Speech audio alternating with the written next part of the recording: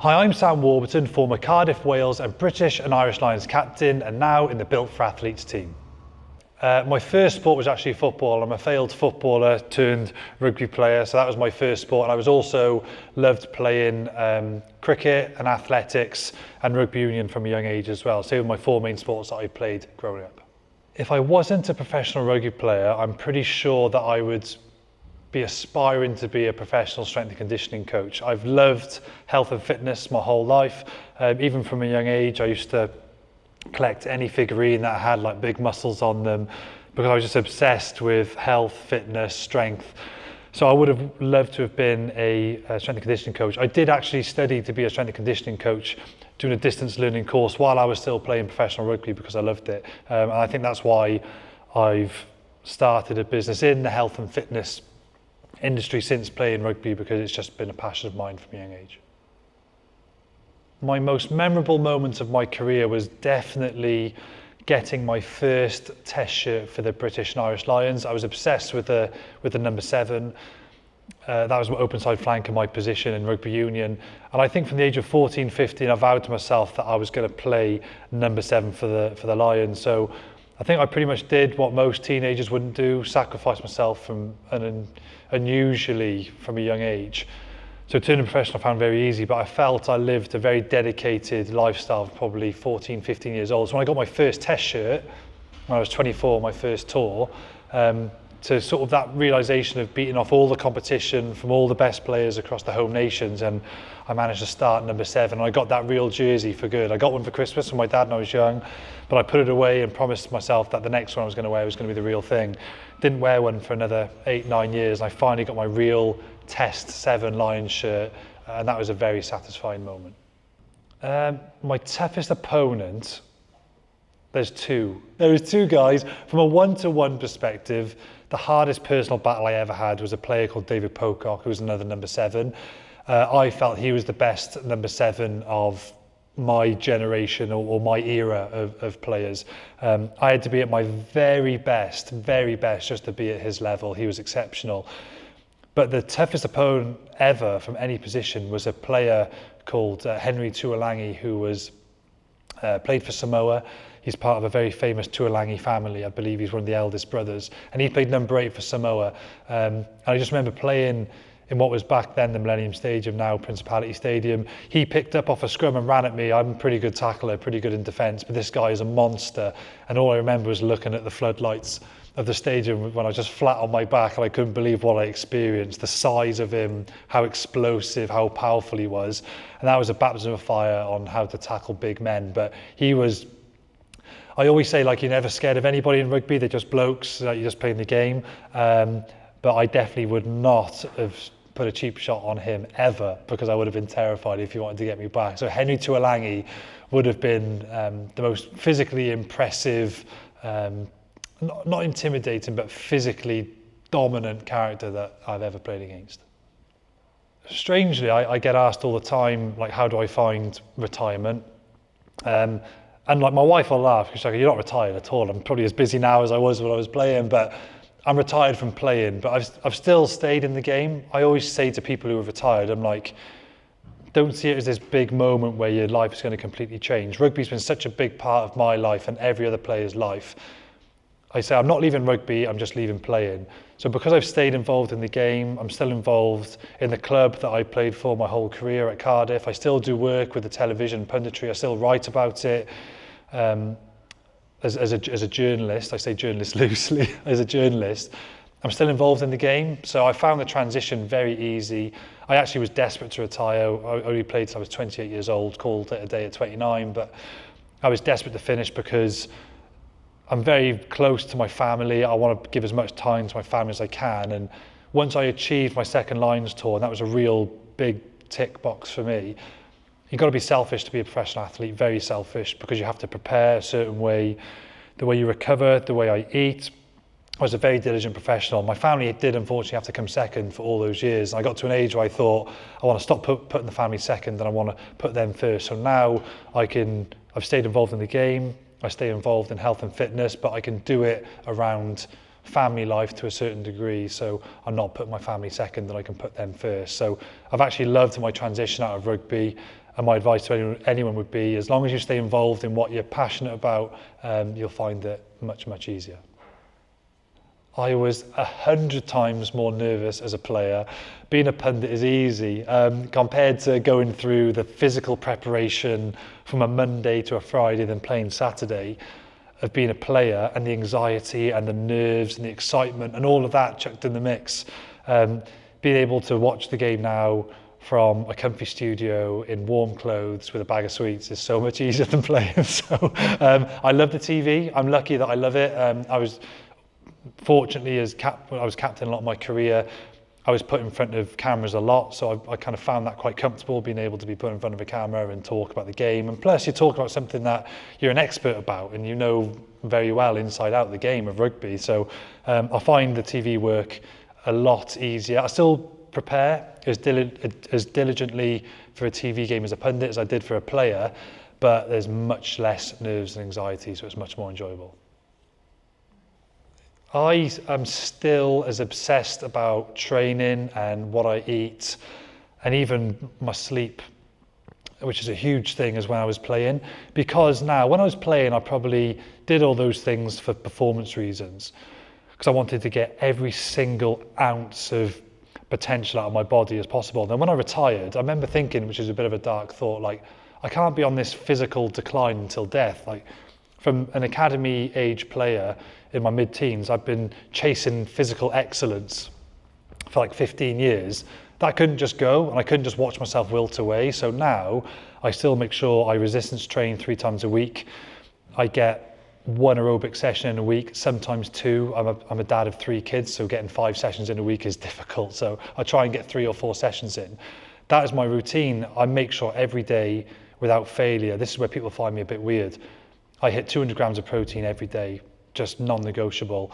And I can honestly say, in the last 15 years, since I've really taken 20 years, since I've really been focused on my training and nutrition, I can count on 1 or 2 hands how many times I've had a meal which hasn't had 30 or 40 grams of protein in. Even when I'm on holiday, I'll order something, I'll be like, can I have a bit of chicken on that, please? I'm obsessed about it, because I know the importance of muscle mass now for just feeling good, longevity, functionality, and to take me into later life to be an active dad, an active granddad, hopefully. I'm not a granddad yet, by the way, just an active dad. But I want to live a fulfilled, healthy life with my kids and be active as I can. So my training goals are much different now to what they used to be, but all my behaviours remain exactly the same. Still diligent the way I eat, still diligent the way I train and prepare, diligent as I can regarding sleep, working around kids, or living around kids. But I maintain all those habits now. So I'm probably only 3-4 kilos lighter than when I played. Lost a little bit of bulk naturally, so I don't need to be as big for contact anymore. But I've still tried to maintain a good level of strength and fitness just for everyday life.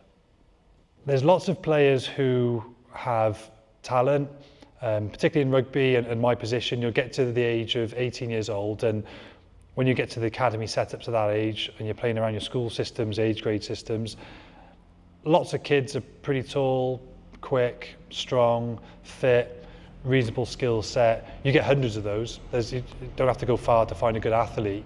But the one trait that most people don't have, which I think you need to make the top in sport, but anything you do as well, is a resilience that most people don't have.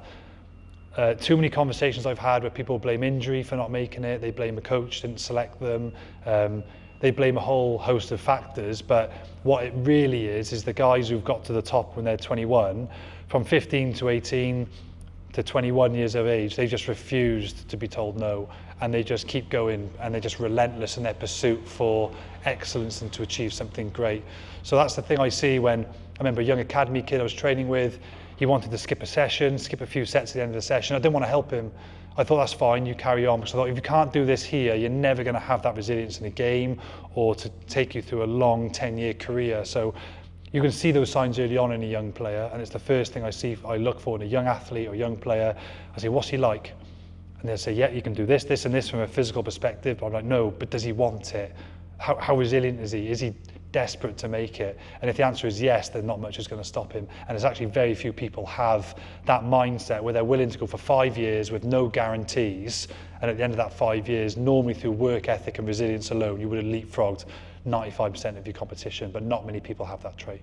I set up SW7 Academy because I have a genuine passion for strength and conditioning, and I see so many people, I mean this in the nicest way, who when they train, I just think, oh, they could be doing things so much more efficiently, which doesn't risk injury or burnout. And I just think that the methods and the training principles that I've learned from some of the best coaches in the world throughout my 10, 12-year career, I just want to give that knowledge to as many people as I can, so then they can get, there is no shortcuts in the fitness game, and if anyone tells you that, they're lying, but it just helps you get from A to B as safely, efficiently, and as make it an enjoyable process, which I think a lot of trainers just think the sign of a good trainer is flooding their athlete with volume and making them not be able to walk the next day. That's not coaching, that's not training.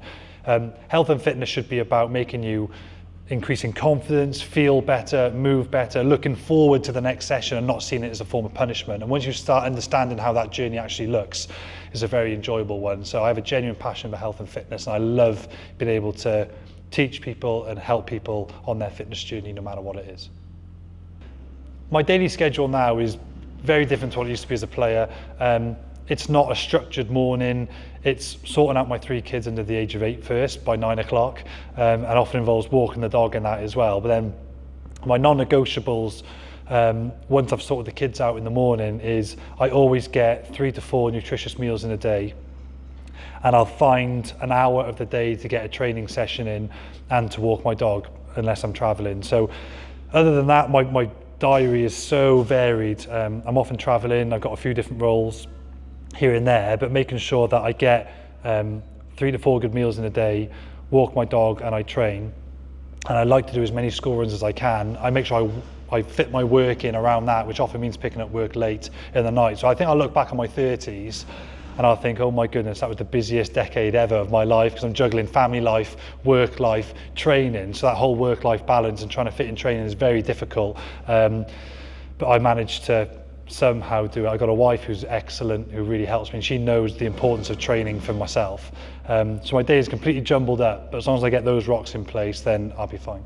Yeah, when I retired, I was asked to do a documentary about myself, and I said no, so I never liked cameras in the house or anything. But I did it, and when I was watching the first edit of it, they interview everybody, and they interviewed my dad, and I had no clue he remembered this. I remember it vividly, but I had no clue he remembered it. And my dad said, and he told the story, and I'll tell you it now. When he came home from work one day, he was a fireman, and he gave me a piece of paper, and he said, just fill it out, it's for my colleague, it's for his son, he's doing some homework. So I looked at this piece of paper, and it just said name, age, sport, position, and ambition.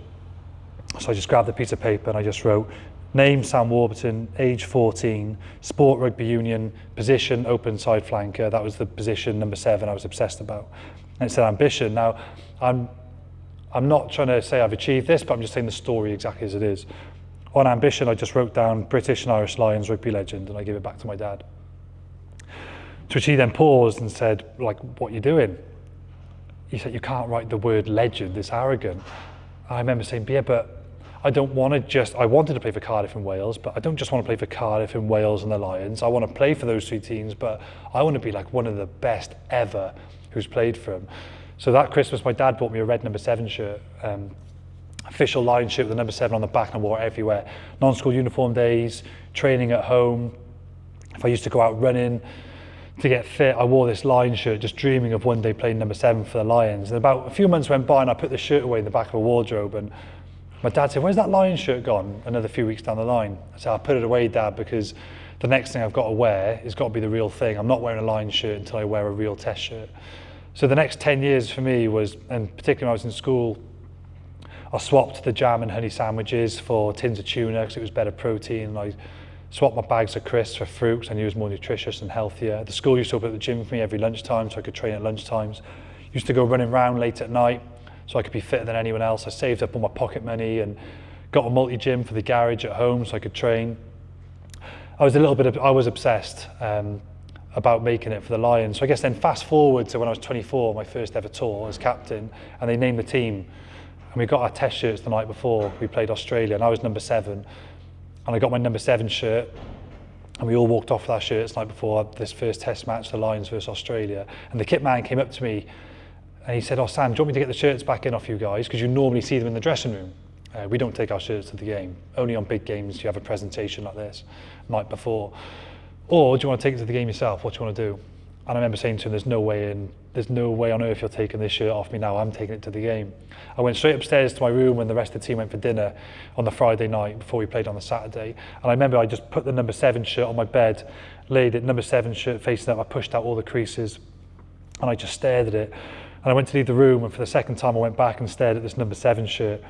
Went to leave the room for the third and final time, I just stared at my shirt. And that was the best moment for me, because I realised that was 10 years of hard work, resilience, sacrifice, and doing the things that no one else my age was willing to do. But I knew that if I did it for the long term, I'd end up achieving my dream of playing number 7 in a test match for the British and Irish Lions. That would have been my number 1 moment of my career. And that's the only shirt I got up in my house. I don't have anything up in my house. It would be the worst episode of Through the Keyhole you've ever seen. I don't want rugby memorabilia, or I don't want to experience those things. But in the gym, in the back of my house, I've got that 7 shirt because I know what that journey to get there meant to me. So that's what that shirt taught me, and that was my best moment. There's probably 2 genres I like. I really like hip hop music, and I love metal. So Metallica would be my favourite band. So if I'm training in here in the gym, as long as the other members of staff aren't in, because they don't like it, it's too heavy for them, I get Metallica on full volume. Favourite film is, probably people wouldn't expect this, it's actually The Pursuit of Happiness, and it's with Will Smith. And the reason I love it is because it's all about work ethic and mindset, and similar to what I speak about regularly, is doing all the things that no one else is willing to do. And that's just like it's a true story. So it's just a good lesson on that hard work and resilience prevails. Or my go-to cheat meal. See, I talk about my obsession with protein. I still get my protein in on a cheat meal. It would be a chili con carne with rice. Now that doesn't sound like it's too much of a cheat meal, but what I do is I'll have a full tray of nachos or Doritos, cover it in guacamole, cheese and sour cream. No forks or spoons allowed. I've got to finish the whole thing with either a Dorito or nacho. And that is my number 1 cheat meal.